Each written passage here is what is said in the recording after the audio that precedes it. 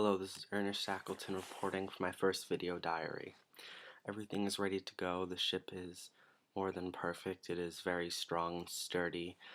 Um, I have a strong crew with me. I've been known to judge people for their first time impressions, and usually I have a good knack at telling if someone will be good on the journey just on how they look. Um, August 1st, we plan to sail from the London East Indian docks, and I don't know the crew very well yet, but I will, and there's just been one small problem that I've had to deal with. There is the start of another world war, and I did not know whether or not I should stay and help England fight, or if I should go and continue on our journey, but Winston Churchill helped us out because I asked him what I should do, and all he did was give me a simple response, which was proceed, and that's all I needed. So then we will proceed to Buenos Aires, and then from there we will head on our journey down to the southern pole, and I hope that everything works out perfect. We have 69 sled dogs ready to go, and they will be accompanying my crew and I down the southern hemisphere. And we also plan to sail to South Georgia Island. From there we'll make our final preparations in order to prepare for our long journey across the Arctic.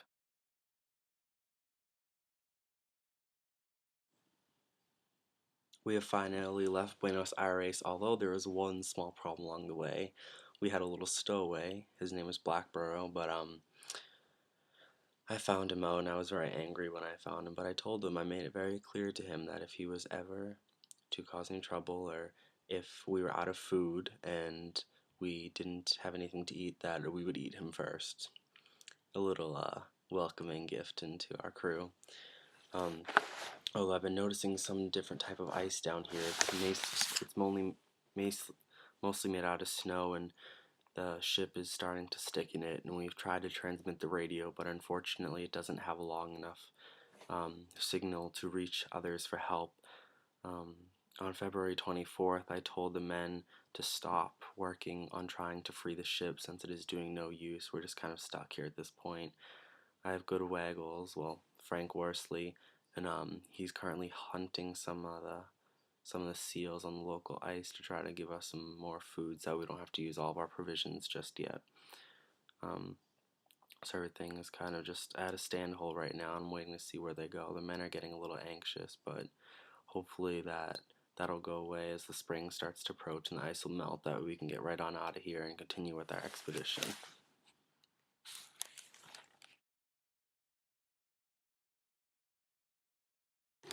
Things are kind of at a standstill right now, and I'm really lost as what to do. I mean, we had a good day on April 10th, and that was when we took in about 5,000 pounds of new meat from seals that we had caught, and it's just really hard because we're stuck here in the ice, and it's terrible. And now that it's past May, it's completely dark and there's no light anywhere. We're just kind of sitting here, and all the men have to do is tell practical jokes on one another. It's all in good fun, but how much can you take?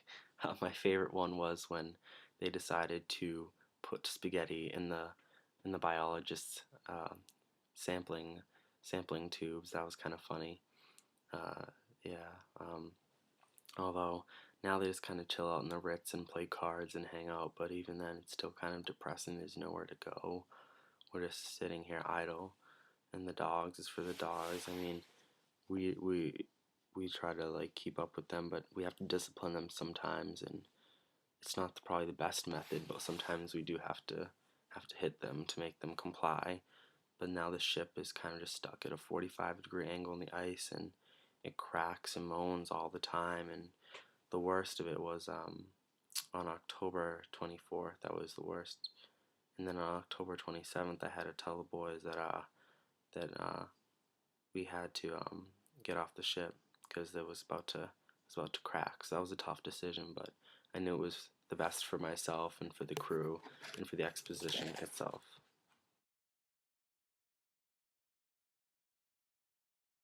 I've instructed that the men only bring a few things with them. Myself, I threw my personal belongings in the snow to kind of show them that we could take personal items. We only can take things that we need now that we're off the ship and we're off from our home and off from England, essentially.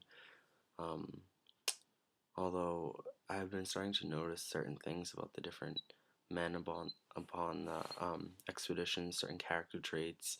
For example, Hurley, the photographer, he always seems to need flattery, so I kind of always compliment him on his work and make him feel important. And then there's good old Orderlice, who is obsessed about the food. He just really wants to make sure that we all have enough to survive throughout the whole journey. And one good thing is that there's been a lot of hunting going on, so we have a lot of seals, but with that I've been kind of feeling insulted because the men are bringing back all this food and it's like, why don't they trust me that I can lead them out of this situation before they have to starve themselves? I just, it doesn't sit well with me. Um, and unfortunately, the other day the ship did sink, and it was part of our honoring ceremony at the time that we raised the British flag to kind of say goodbye to the ship.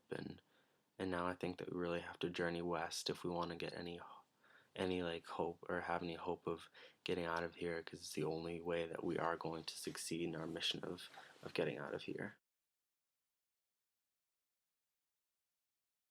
Things have been kind of difficult since we left the Discovery, but we were a little short on food there, but thankfully there was a leopard. Well, not thankfully, but there was a leopard seal that almost killed Orderlice, but thankfully he was able to kill it in time. That gave us a lot of good food. But other than that, it's been a lot of just sitting, just like waiting here at Patience Camp. I've told a few men to bring their dog crews back to Ocean Camp to get the food, to get some supplies for us. But on February 17th, that's when it all kicked in, that we were really lacking a lot of blubber, and so we didn't know what to do. We were thinking about killing the dogs to eat them, but it was just a hassle. Thankfully, there was a large amount of Adelie penguins that decided to make their home next to us, and they actually came right through camp. It was kind of cool. They were only here for a few days. It must have been some migration pattern of theirs.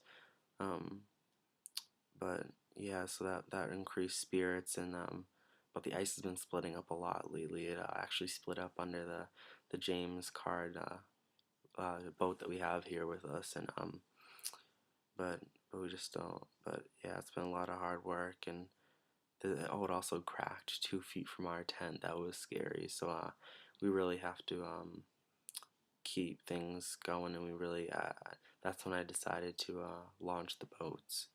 So we decided to head towards King George's Island, and that's where we'll make our course to, in hopes of finding some way of getting home.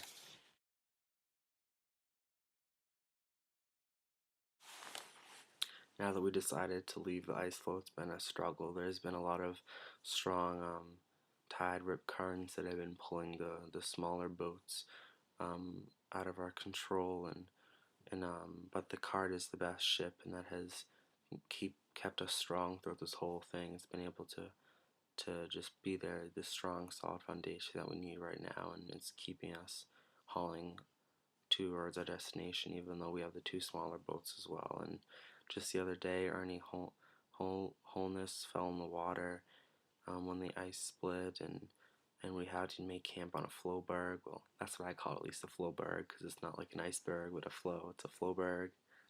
Um, but yeah, according to Worsley, we're still 124 miles from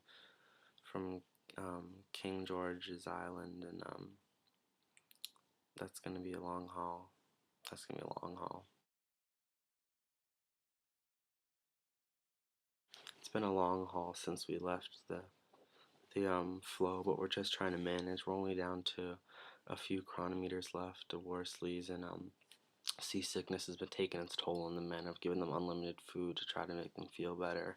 The frostbite's a killer, though.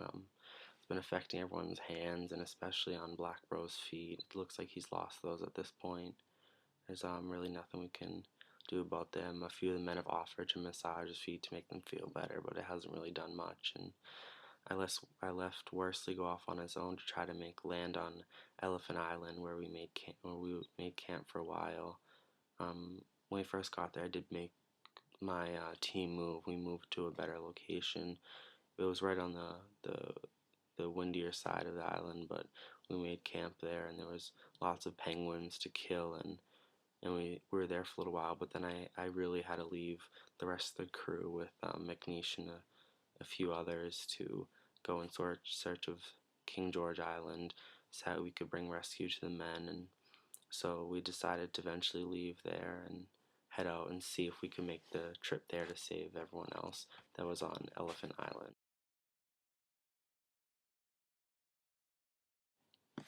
The journey to King George Island has been the worst so far on this trip. It's freezing cold. There's misty rain that's just getting everyone wet. We're soaked to our bones. Even our reindeer sleeping bags, all the fur is shedding off, and it's everywhere down on the cabin. We even inhale it when we sleep at night, and the slime from inside our sleeping bags has infected some of the water, so we can't drink that. And what we do have is brackish since it fell in the water when we were trying to get the carrot off um, of Elephant Island. So we're down to strict water rations, and we don't have a lot of that left to live on. And it's just the waves are huge out here where we're getting tossed around. Even though we have so many rocks in the ship, it's not seeming to do a lot. We're just kind of floating buoys in this huge ocean, and the wind in there is everything. And the only good thing was we found some seaweed, and that was an indication that we're getting closer to King George Island here. So hopefully we'll be there soon enough.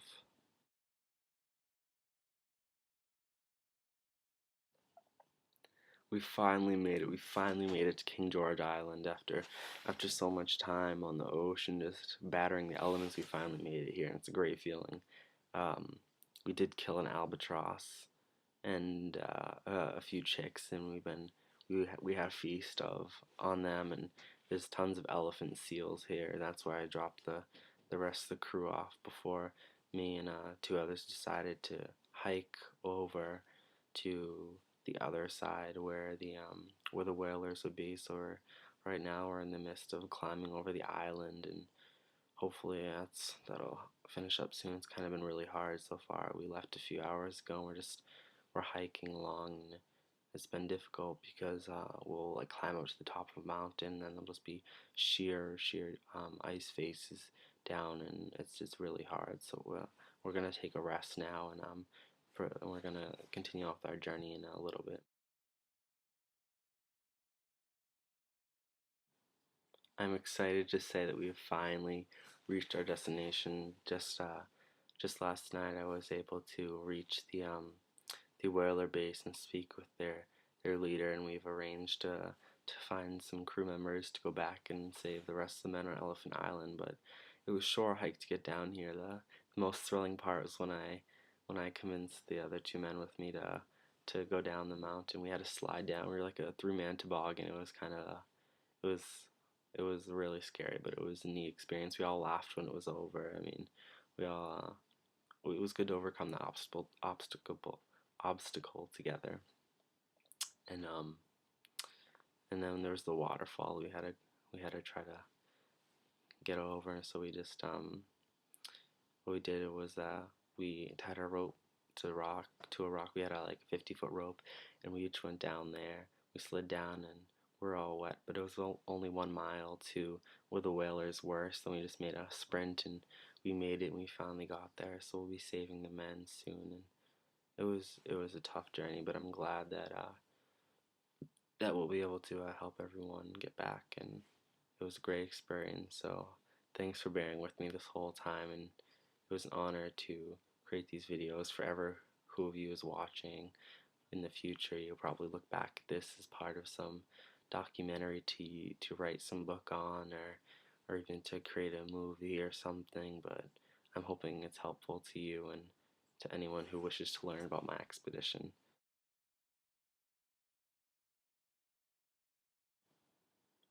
For the last time, this is Ernest Shackleton reporting that we have successfully picked up the men from Elephant Island, and soon enough we'll be headed home to England to tell everyone about the experience that we had, and We will finally be heroes to the scientific world.